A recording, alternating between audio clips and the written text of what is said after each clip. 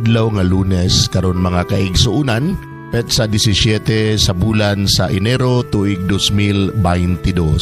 Ang pagbasa kinutlo gikan sa Ebanghelyo sumala ni San Marcos kapitulo 2 bersikulo 18 ngadto sa 22. Usa ka higayon ni ana. Nagpuasa ang mga sumusunod ni Juan nga magbubunyag ug ang mga Pariseo. Ug may pipila ka mga tawo nga miadto kang Jesus ug nangutana kaniya. Nganong nagpuasa man ang mga tinun-an ni Juan nga magbubunyag ug ang mga tinun-an sa mga Pariseo, apan ang imong mga tinun-an wala. Mitubag si Jesus. Magpuasa ba di ay ang mga dinapit sa kumbira sa kasal samtang ang pamanhunon uban pa kanila? Dili gayud. Apan kun kuhaon na ang pamanhunon, anha pa sila magpuasa. Walay mo gamit og bag-ong panapton aron itapak sa gisi sa daang bisti. Kay kun buhaton niya kini, ang bag-ong panapton makagisi sa daang bisti ug mosamot kadako ang gisi. Ug walay magsulod og bag-ong bino diha sa daang sudlanan nga panit tungod kay ang bag-ong bino makagisi sa daang sudlanan ug unya madaot ang sudlanan ug mausik ang bino. Busa kinahanglan nga bag-ong panit ang gamiton alang sa bag-ong bino. Naigsoon ang Ebanghelyo sa Ginoo. Daigon ikaw, o Kristo. Pagampo sa dili pa magsugod sa trabaho. Magampo kita. Sa ngalan samahan, sa Anak ug sa Espiritu Santo. Amen. Langit mo namong Amahan, sa among pagsulod nining trabahoan, among gidala ang imong presensya uban kanamo. Among gipamulong ang imong kalinaw, imong grasya, imong kaluoy, ug ang imong perpektong hanay sa among mga trabaho.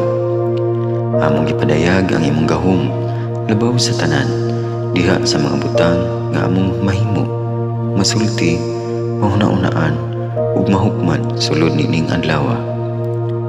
Ginoo, nagapasalamat kami sa gasa sa kinabuhi, niining bagong adlaw, niining kahigayunan nga kami nakasulod sa trabaho ug mamahimong parte niining nga grupo. Salamat sa mga gasa nga imong gitugyan kanamo. Hamong gamiton kini diha sa pagimaya kanimo. Hatagi kami sa kusog ug kadasig sa pagbuhat sa among mga trabaho. Panalangini ang among mga proyekto, mga ideya ug kusog. Aron sa ingon, bisan sa pinakagamay namong mga kalampusan, magahatag kini sa imong himaya. Ubani kami Ginoo sa among pagtrabaho nining adlaw. Puna kini nga lugar sa inspirasyon ug kusog. Tabangi kami nga magtrabaho isip usa ka grupo nga mapakita sa usag-usa ang kamaayo. Himua kami nga maayo nga makabot namo ang mga butang nga kinahanglan namong buhaton. Himua kini nga lugar nga puno sa kalipay ug panaghigalaay. Ug kamugaway ug kalinaw ang mapatigbabaw niining dapita. Ginoo, kung kami anaa sa kalibog, giyahi kami. Kung kami muwadaan sa kadasing ug paglaom, dasiga kami. Himua nga ang trabaho nga among gihimo ug ang paagi sa among paghimo niini makahatag unta kini ug hugot nga pagtuo, kalipay ug pahiyom sa tanan nga among mahimamat karong adlaw. Panalangini ang among mga pamilya, among Pinoy-anan, among nasod. Himua nga magmatidud-anon kami sa pagtagad ug pag-amuma sa kalikupan ug sa tanang may kinabuhi diha sa pagbuhat kanamo sa pagkabuot sa imong pangandoy alang sa hustisya ug kagawasan.